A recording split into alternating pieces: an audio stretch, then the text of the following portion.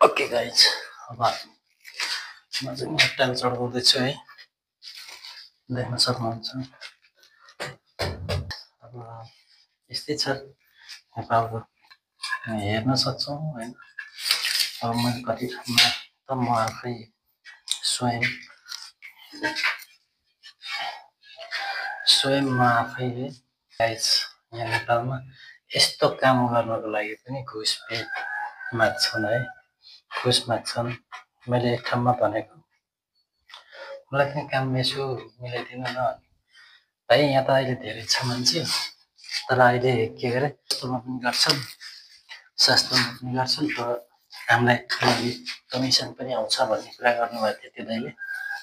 अनि मैले भने सस्तोमा गरेर कमिसन दिन त म सक्दैन, कमिसन म दिन सक्दिनँ, तर काम मिलायो भए मैले तपाईँलाई